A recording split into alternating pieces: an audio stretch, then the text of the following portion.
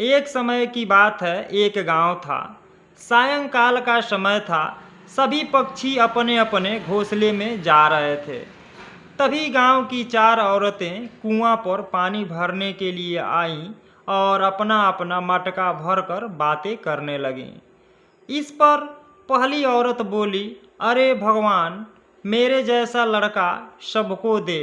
उसका कंठ इतना सुरीला है कि सब उसकी आवाज़ सुनकर मुग्ध हो जाते हैं। इस पर दूसरी औरत बोली कि मेरा लड़का इतना बलवान है कि सब उसे आज के युग का भीम कहते हैं।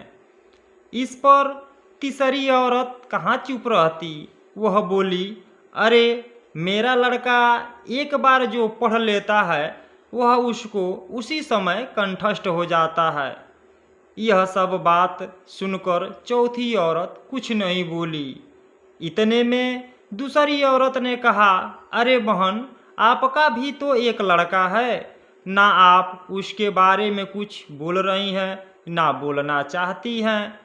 इस पर से उसने कहा, मैं क्या कहूँ क्या ना कहूँ, वह न तो बलवान है और न ही अच्छा गाता है।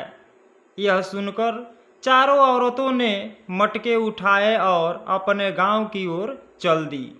तभी कानों में कुछ सुरीला सा शोर सुनाई दिया।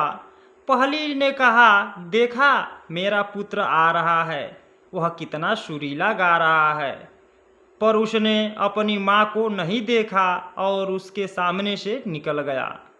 अब दूर जाने पर एक बलवान लड़का वहाँ से गुजरा। उस पर दूसरी औरत ने कहा, देखो, मेरा बलिष्ठ पुत्र आ रहा है। पर उसने भी अपनी माँ को नहीं देखा और सामने से निकल गया। तभी दूर जाकर मंत्रों की ध्वनि उनके कानों में पड़ने लगी। तभी तीसरी औरत ने कहा, देखो, मेरा बुद्धिमान पुत्र आ रहा है। पर वह भी श्लोक कहते हुए वहाँ से उन दोनों की भांति निकल गया। तभी वहाँ से एक लड़का निकला और वह चौथी स्त्री का पुत्र था।